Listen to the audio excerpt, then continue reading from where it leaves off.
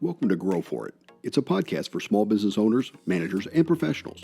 The goal is to give me a chance to work with the space between your ears, on your mindset, to help you focus on the things that really matter to your success.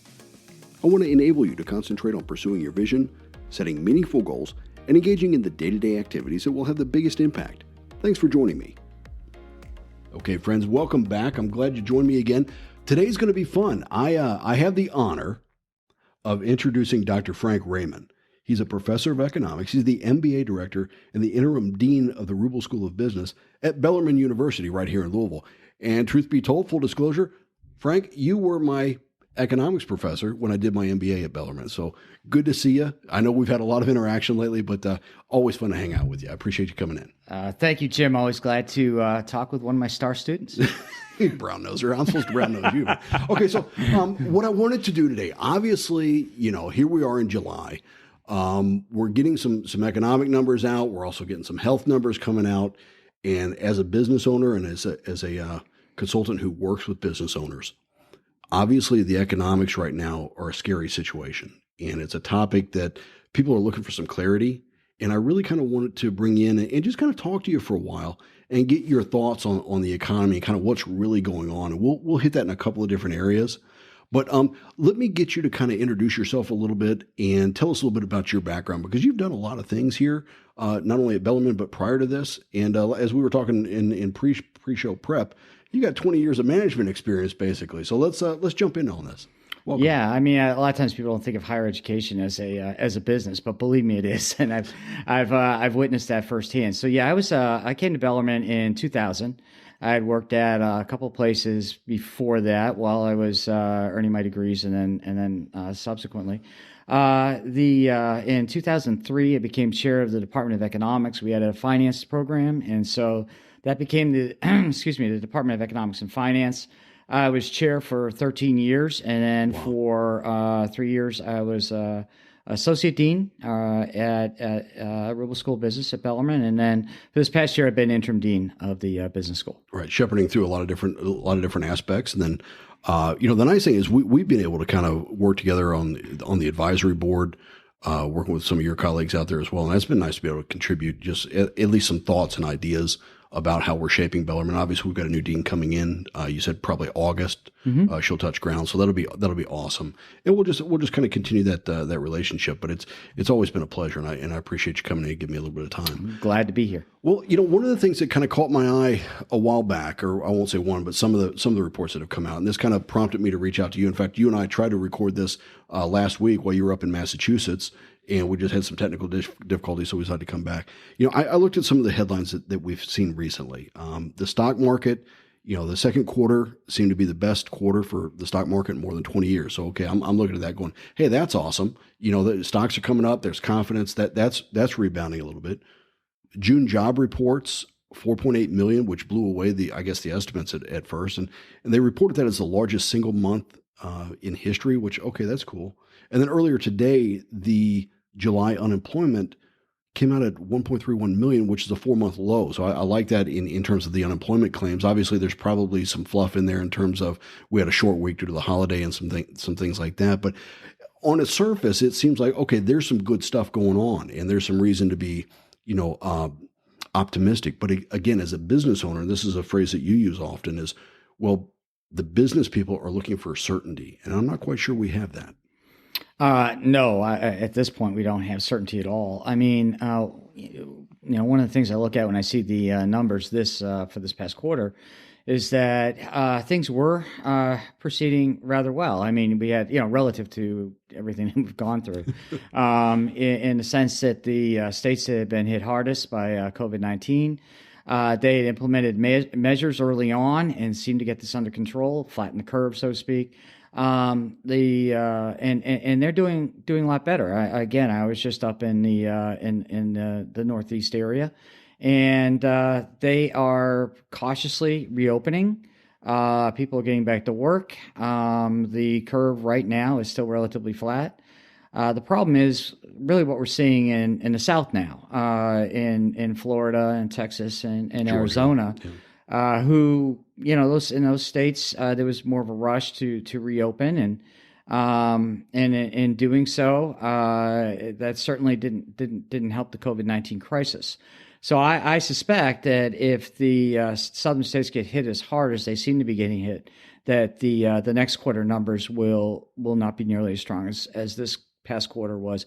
Again, relatively speaking, overall the numbers were not good simply because of the crisis we're in, Right. but they weren't as bad as what we had anticipated prior. Right. And fear obviously drives a lot of reactions, drives a lot of poor business decisions as well. One of the things that you and I have talked about before is the fact that the stock market's not really an indicator of the economy. And I think that statement kind of throws some people. From your background, this is your wheelhouse. Can you kind of shed some light on what that statement really kind of means? Yeah. I mean, if you go back, say 100 years or so, and in some cases even further, what you find with stock markets is that, people that were involved in the stock market, first of all, it was a limited, segment of the population. But those individuals based a lot of their decisions on the future profitability or expected future profitability of the company. And that, of course, had to do with, the economic forecast and so on. So in a lot of ways, it's similar to today. However, there was more of I believe anyway, there was more of a focus on sort of long-term profitability for firms. When people bought stocks, they, more of a focus on blue chips and so on. I think today, what we have is a situation where a lot more people are in it for the shorter term. There's a lot more speculation going on. And as a result, you have a stock market which is really sensitive to the news cycle than what it would have been, 100 years ago or even 50 years ago. Right. And not only that, but the news cycle, 100 years ago or 50 years ago even, you had a morning paper and an evening paper and maybe a radio show. And, news that happened yesterday might make it on today, or it might be another day before you actually hear about it. Well, it was a lot now more you're hearing about fragmented it too back then. You had your city or whatever probably had its own paper, but now a lot of that's been gobbled up. So some of the conversations now are a little bit more homogenous than they used to be. So I mean, there's also that tipping factor. Absolutely. So you're getting you're getting the news from everywhere all at once in real time. Right. And as a result, people react to that, and that's perfectly natural, right? But what it means is that as a result of these changes, that you can have the stock market doing well, relatively well, during a time when the economy is not doing well. Not only that, but when you look at, although there's greater participation in the stock market these days, when you consider 401ks and 403bs and so on, there's you're still looking at a relatively small subset of society that's actively involved in the stock market. Again, greater than it was 50 or 100 years ago, but still relatively small. So in this crisis, and certainly in 2008-9, you look at the unemployment numbers and the breakdowns, and in 2008-9, individuals who did not have a college education were hammered during the Great Recession. That's still happening today, but to a slightly lesser extent because of the nature of the crisis. It's a health crisis, and these essential workers are primarily workers who provide us essential services, and many of the individuals that provide those essential services to us happen to be individuals that are of low income, or at least relatively lower income. And so they've been able to a larger extent, hold on to jobs, but they've done so at much greater risk. So they're paying for it again, but just in a different way. Well, and the fear is, as this prolongs, if it does prolong, or if we had the second wave that's kind of being forecasted that's starting to pick up steam, now you have businesses that just flat out shutter. And whether or not the government can pump in stimulus and kind of protect that, we don't know yet. They have done that. I do want to talk a little bit about the CARES Act a little bit. But, you've got some businesses that aren't coming back. And I know that seems kind of cliche now. We've heard that phrase for a long time, the last 2-3 months, but we seem to hear it almost every day. And that's a big fear. So now you've got a lot of people who may hang on, but other people right now who can't hang on because the job that they want to come back to is not there. And that's a big risk. So as we start to look at the economy, and these are some of the themes that I try to look at, especially as we forecast a little bit with clients, is, you've got to look global, nationally, and then locally. The big things that are happening globally, well, this is Louisville. Yeah, but, there's supply chain issues. There's all these other things. And I guess when COVID really broke, and that was late February, early March, I guess, when it really started, people didn't realize the supply chain issues that were going to be hit. And that crippled a lot of people. Hey, my guys are ready. We've got demand. We just can't get inputs for the products we manufacture or produce. And I think that caught some people up, by surprise. So it's not only what's happening here in Louisville or here in Kentucky, it's what's happening in India. It's what's happening in China. It's what's happening in all these other places that are going to also have a lag effect or a downward pressure on the economy. I mean, how does that, is there a forecast out there right now? I know China right now, we seem to be at odds with China big time, and I think we're finally realizing how invested really we were and how critical that is. I mean, they made the threat about the medications, maybe not shipping that. So maybe we bring some of that back over. I don't know. That's not my field. But at the same time, all of these other global pressures out there. I mean, I haven't heard much about India other than if COVID does break loose, over there it's going to run rampant. How do some of these factors affect the local economy? Do you have any? Well, first of all, let's go back to the beginning here of what you were talking about. This particular crisis is different, and it's different in a couple ways. First of all, it's first and foremost a healthcare crisis. Yeah. Cure COVID, the economy will snap back relatively quickly. The problem is that is not likely to happen, not in the near future anyway.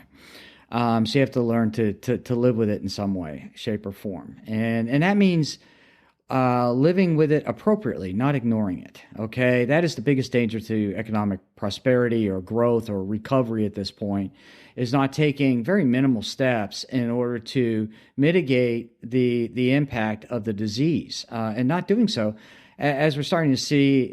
Florida says they're not going to shut down no matter what. But we'll see what happens in Arizona and Texas. Hopefully things will start to improve.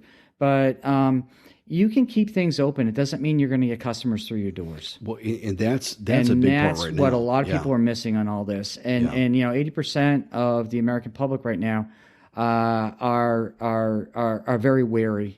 And that's going to completely alter what they do. Not only that, and this addresses another part of your question there, is that what makes this a little different from what we went through in the 70s, what we went through with the oil shocks, what we went through. The early 80s was kind of a different thing.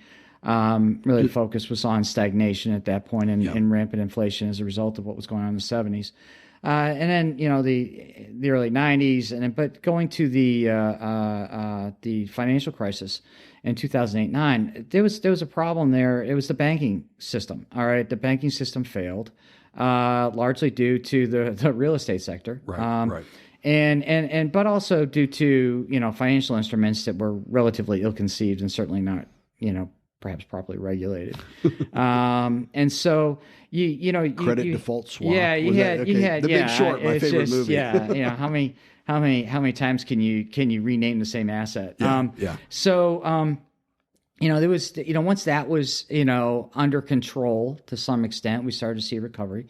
The recovery was slow, but it was strong. When you look at the extent to which we recovered, we had literally we had a 12-year recovery period and ended up with a very, very strong economy going into this year. This is different. And the reason why this is different is, first of all, again, first and foremost, it's a health crisis. Cure the health crisis, the economy will snap back at this point relatively quickly. Yeah. The longer it goes, the longer it's going to take the economy to snap back. People are figuring out how to live life differently. They rely much more on technology.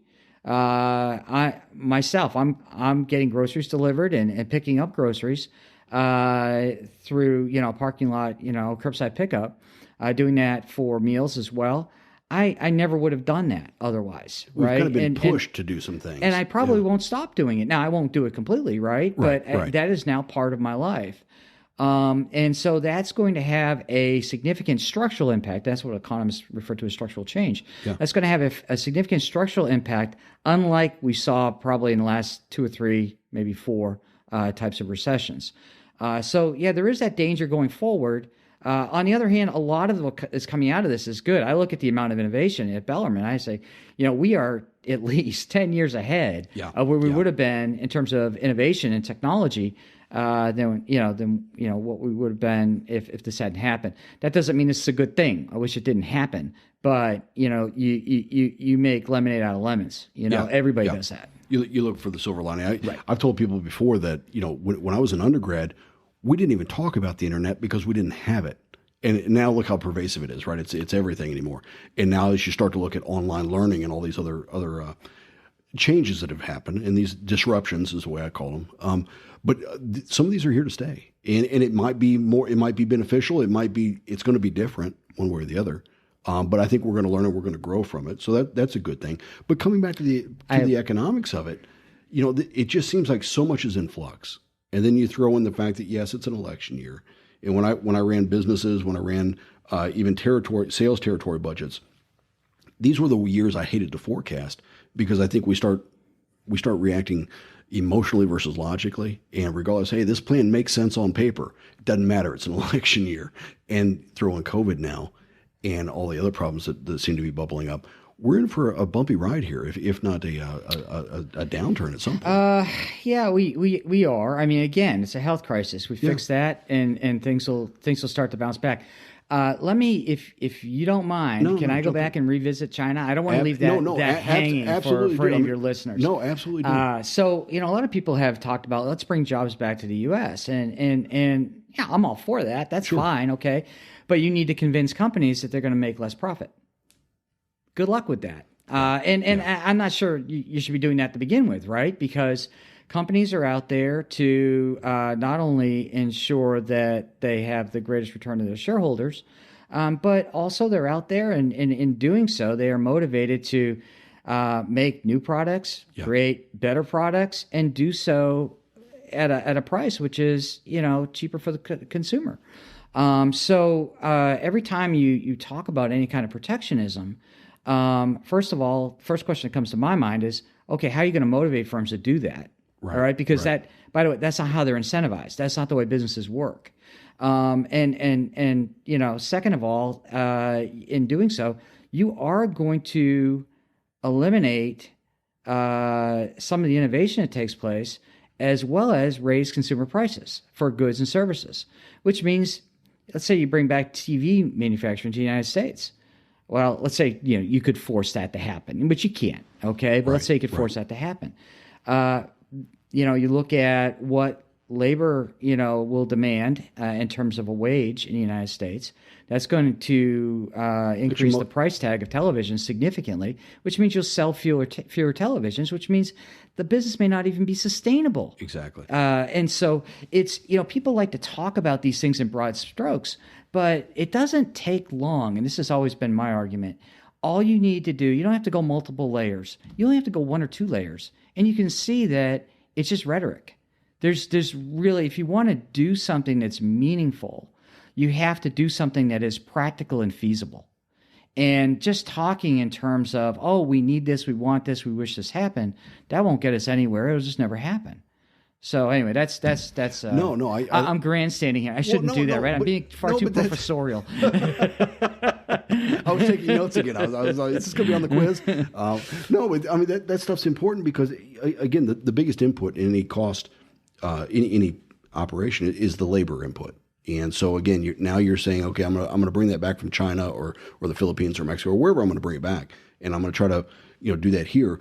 That cost just went up substantially, unless there's some kind of an offset or a credit or something. Well, there will be. I mean, capital. Can that be sustained? Capital and labor are somewhat substitutable, right? And you've seen this over the years. Right. But the fact of the matter is, though, is that unless capital is cheap, it's not going to offset your labor costs to the extent that your business will become profitable. Yeah. Well, okay, so let's transition a little bit and talk about the CARES Act and all this money that got pumped in. And it kind of scares me because, I mean, that money came from somewhere. Obviously, it came from the economy, and we had that money sitting out there, but we've pumped a lot of debt back into the economy now. And it's probably taken, in my thought process anyway, it's probably added a lot of pressure to the balance sheet, nationally. So walk us through that. I mean, yeah, I think, yes, we needed to keep businesses open. We needed to do some of that. I'm kind of glad we gave, families, a $1,200 check and said, hey, hang on, hang in there. But can we keep doing this? I asked that to a friend of mine who's a research director at the St. Louis Fed, and he was like, "I would have said no, but here we are." The answer is the long haul is absolutely not. But I think a good question to ask at this point is that where was the concern between 2012 and 2020? Yeah. Where was the concern from 2000 to 2007? Where was the concern during from 1992 to 2000? I mean, this is the problem, is that this is the one situation in which government spending can actually help facilitate the start of a recovery. It's like throwing lighter fuel on a fire. It'll have, at best, a brief, potentially very helpful impact, but it's brief. It is not something which will sustain you in the long run. In the long run, and this goes back to what you had talked about, you need stability. Yeah. And having policies that address issue 1 over here, issue 2 over there, issue 3 over there, they're not connected in any meaningful way, and do not take into account secondary effects, in particular the way people think about things and how they react. Then you're getting a hodgepodge of policies that are going to create more uncertainty, and that just does not work. It just doesn't work. I liked kind of what you said. And it's not just spending, by the way, Jim. It's tax cuts too. Right. And I know a lot of people that are feel like taxes are too high, and certainly I think we should have a lot more tax forgiveness for small businesses and medium-sized businesses. I also think we need more certainty with regard to what they have to pay. Right. But the fact of the matter is that just arbitrarily implementing tax cuts has at best the same effect as arbitrarily increasing government spending. It's like throwing fuel on the fire. Now, if the tax cuts are permanent, fine, but it depends upon what the companies do with those taxes. Do they use those tax savings to reinvest in the company? If they're not doing that, or if they're investing abroad in some sort of an offshoot of the company, or if they're buying, if the CEO is buying a new boat that's made in Greece, that's not going to help at all, right? So you got to be a lot more deliberate about things, and I think the focus, especially in the United States, where our relative tax burden compared to the rest of the world and other industrialized countries is below average. That doesn't mean it's low, okay? Because I know a lot of companies are facing tax burdens which are significant. Again, go back to my comment on small and medium-sized businesses. I think there needs to be a lot more leniency and tax forgiveness in those cases. I knew I liked you, but the fact is we need certainty more than anything, and the hodgepodge policies just doesn't work. Well, and that's what messes with a lot of people is these are not permanent. These can go away in a year, or these can go away in 2. How do I plan for that? And how do I make legacy type plans that really, maybe I'm going to take a new platform. I'm going to really run this direction based on what I know today. Mm-hmm. And obviously that changes here in 2 years, depending on what the politics are, or depending on what else happens. And I see where that happens. I see where that, again, it makes planning and it makes budgeting, it makes forecasting very, very difficult. And also having the market that is confident enough to spend money on your products, goods, or services.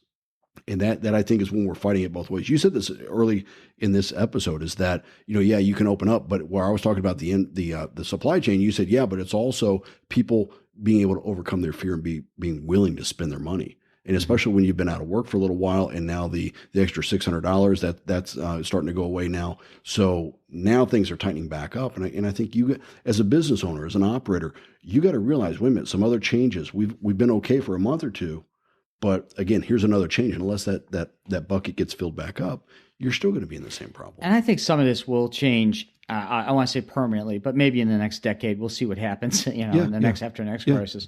But the fact of the matter is that if you're a company that is relying upon one supply chain, you're probably looking at maybe diversifying, right? You want insurance. You have to now. You have to hedge, and so that will be a semi-permanent change. And so that is an incentive, right, that businesses have to maybe bring some jobs back to the United States as a result of this crisis. But unless the incentives align, you're not going to create jobs. Not only that, as I mentioned before, let's say you were somehow through some magical spell you bring back television manufacturing. U.S. television manufacturers would not go out and just hire labor to substitute, head for head like they get, like they're using labor, say in the Philippines or Vietnam. They will substitute labor for capital, which doesn't help us on the job front, which is where the focus seems to be when you're looking at any sort of trade restrictions. Well, this is a hard segue, but it's kind of related, but it's really a segue here. There was talk maybe last year before that about repatriation of all these funds, all this money that the companies have in their overseas holdings, overseas operations. Would that, if we implemented something like that now, would that be another way to get cash back into this economy to maybe at least stabilize a little bit? Or what do you think happens with that type of a program? I know that, and I'm sorry I hit you with that out of left field, but to me that sounds like a good idea. Let's bring the money into the economy, but now we're looking at inflationary issues. Who's going to make that decision? That's not your money. That's not the politicians' money. Right. I don't. But could they, if they change something, the rules, the policies, the regulations, the taxes, would they, you would have to change the incentives, okay. Jim? It all comes down to incentives. Yeah. You can't just say, "What if we did this?" You have to say, "How can we change the incentives so that it is in the best interest of the firm to do X, Y, or Z?" Right. You can't. This is. You got to be careful with regulation. It can squash innovation. Yeah. There are times where you need to have regulation. I think there are certain examples that we've seen in the last 20, 30 years where regulation, probably deregulation maybe gone a little bit too far. But you've got to be very careful. And again, if you're going to do it, you need to think about how people are going to respond to this. As soon as you impose a public policy, you might think that, okay, I'm going to, I want to impose this policy. I want everybody to have, I don't know. Let's talk about this. Let's say you have a situation where you want everybody to have free healthcare. Sure. Okay. Sure. And that would be great. Don't get me wrong. I'm not against free healthcare, but I am wondering where you're going to get the money for it. Right? We cannot impose free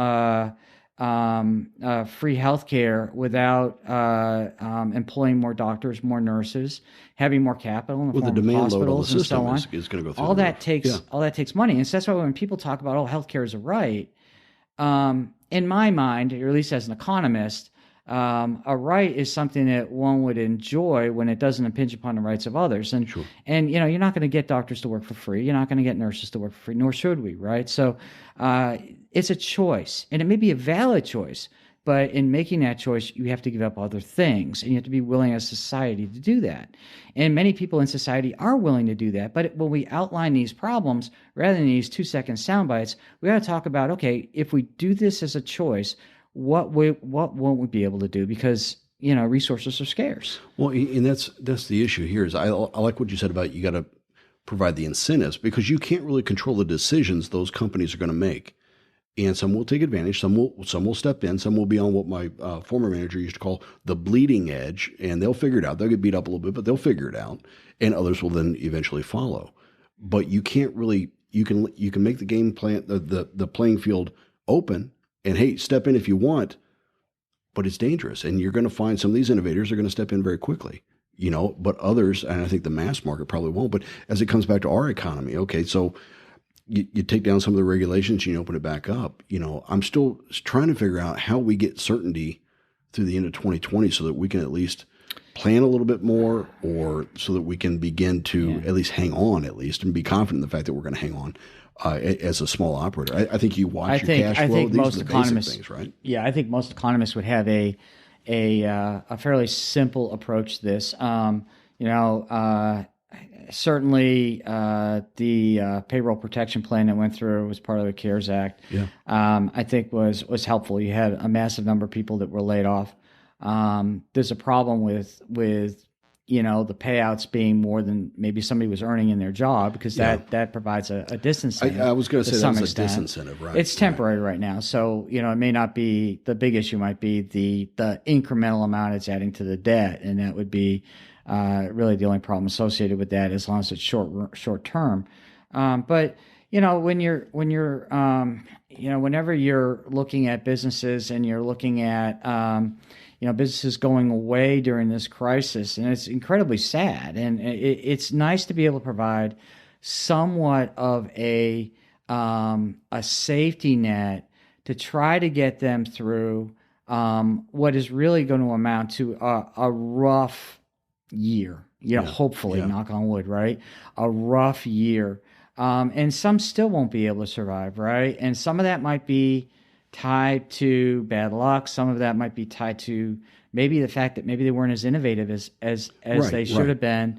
And it kind of caught up with them during this terrible time. And I feel horrible about that. Right. Don't get maybe me wrong. Maybe a little quicker than they anticipated, but that's the economic lifestyle. That is. It's creative destruction. That's just the way, if you're in a capitalist market, capitalist market system, then that's kind of the way it is. Again, and I got to qualify this. I've had a number of jobs throughout my life, and when economists talk about this stuff from 60,000 feet, it can come off as really crass.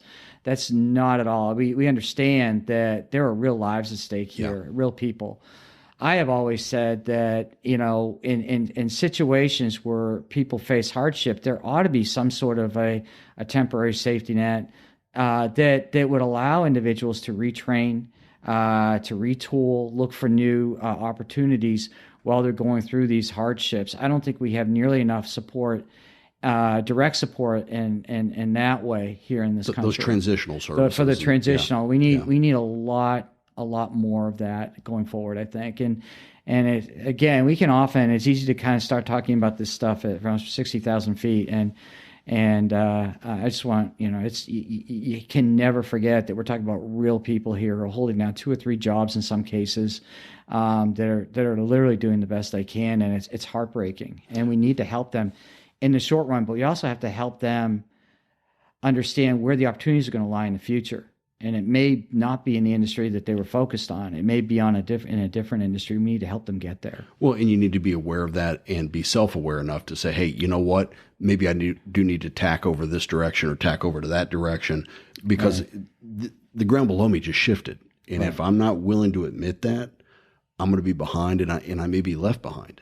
And it goes back to businesses and incentives. I mean, it's the businesses are incentivized to hire workers that will be able to carry through with the tasks that the businesses require, right? Yeah. So, that may require retraining. It may just be that, you give somebody a shot and they're bright and they're hardworking and they figure it out. And, within 6 months, you got a really solid employee. But for the most part, anyway, change is hard for all of us. It's right. And always. We're going through radical change in my industry right now. Radical change. And it's one of those things that we have to deal with daily. And it's a little nerve-wracking for everybody involved. Well, you're being pushed out of your comfort zone. It's not that you're willing to step out. You're being physically pushed out of the comfort zone. And that, comes with some cost. I mean, that comes with not only financial costs, but also the emotional, and, you're amped up, you're nervous, you're concerned, and you deal with that every day. And then now you have some health effects. I mean, it's difficult, but I think in closing, one of the things that we talked about is, if you're running a business right now, if you're managing an organization, patience, you've got to make good decisions here, but this ground is still shifting. I mean, sometimes I feel like we're not on terra firma here. We're more in soup, and you've just got to, hang on and just kind of batten down the head, watch your expenses, but just be patient. I mean, we've done this before to a point. We've done this before to some extent. Now, hey, hang in there. Get back to what you're really, really good at. As you said, you may not be having the same vendor relationships anymore. You may have to diversify because you can't control the decisions they're making for their own individual companies. And I think that's going to change us in how we do business, where those relationships may be disrupted to a point. But I think, again, trying to get a hold of these numbers from the economic, from the media, It's tough. And I think, again, if I key too heavily on what the stock market's doing, I forget that doesn't necessarily, again, say the economy's doing that well. That's just the stock market. And you explained earlier why some of those trends, those numbers are happening. It may not be always reality. You have any closing thoughts as we begin to wrap up? Again, a lot of what happens in terms of policy is dictated by the political cycle, and what a lot of economists would like to see is a lot of the loopholes and caveats left out of these policies, so that everybody's playing on an equal playing field. I mean, policy is problematic when people who have the ability, the wealth to hire others who are specialists in a particular area in order to determine, the precise impact of tax policy or other policies in their business, have a much greater advantage and have more money in their pocket in the long run compared to those, say, in smaller or medium-sized businesses that have to figure all this out on their own, or might have a friend who's helping out here or there, but don't really have the deep pockets to be able to hire a team of accountants and attorneys and economists in order to figure out what to do and what's in the best interest of their firm. So simplify tax policy. I'm not saying raise taxes at all. I'm saying simplify it. Some cases it might go up a little bit. Most cases I would think it would go down. And also in terms of public policy, if you have a situation like this, I mean, policies like we did in 08, 09, like cash for clunkers, I mean, that created an industry as a favorite child. I mean, most economists would say, take a situation like that, cut payroll taxes so that everybody is affected equally and everybody has extra money in their pocket. And then plan we have to pay for Social Security and Medicare, right? So when you get those payroll taxes back in, plan, next year it goes back up by, it's 1%, year after 2%, year after 3%, so that companies can plan. Well, and I think that disruption of that uncertainty right now has frozen everybody. And I think, unfortunately, we're probably going to be that way for a while. I think we get through the back half of this year, we hang on, and then we begin to see what happens. I was amazed at some of those numbers that came out, some of the stuff that I talked about in the very beginning. I was amazed at the recovery. Wow, that is hockey stick. That's what they talked about. But again, this can get derailed, and are the numbers really the numbers? And that's always one of the questions. But Dr. Frank Raymond, I can't tell you how much I appreciate this. I mean, I enjoyed talking with you. Speaking of our talking together, this might be an interesting opportunity to kind of talk about something that you and I have been cooking up with the help of some other people at Bellarmine. Sure. Another item that was disrupted by COVID is that Jim and I and Alicia Harper and Alexander Morrow back at Bellarmine, we're working on a Bellarmine on Business podcast, and that is pretty much teed up and ready to go once we get back on campus in the fall, God willing, and so that we hope to have alumni directly involved in the podcast, along with students, faculty, and other individuals in the community that have been tremendous friends of Bellarmine in terms of time, talent, and treasure. So, looking forward to that. No, that's been fun getting that developed, kind of getting the seeing how the academic world kind of moves through a project. It's a little different, but it's interesting. But it's interesting. I think we've made a lot of progress. A lot like government. Well, hey, DMV is not always the most efficient. They have a different view of efficiency. Yeah. But no, it's been a lot of fun getting this developed, and I think we're right there. We've got a couple little things to plug back in. And I look forward to launching that with you guys. And that's going to be a lot of fun. So there'll be more news about that coming up. But this is probably the first public notice that we've really made outside of the Bellarmine meetings that we've had. So sure. I appreciate that, and look forward to working with you guys on that initiative. But once again, friends, I don't know if you had any earth-shattering answers in the material that we just covered today in the discussion we had, but I do appreciate you listening. And I know if you're out there and you're looking for ways to hang on, you got to go back to basics. If you're looking for ways to accelerate right now, think of it this way. A lot of your competitors are pulling back. This may be the time for you to take a step forward, and that could be looking at how your sales force is performing, the core competencies that you have. Can you leverage in a different direction? Can you tack in a different direction? And what are you doing to tell the market about those specific unique capabilities you have? So if you're interested in doing things like launching podcasts, doing video marketing, doing all those other things, I'm always here to help with my business consulting services. You can learn more about that at Jim Ray Consulting Services. And friends, when you're ready, let's grow for it.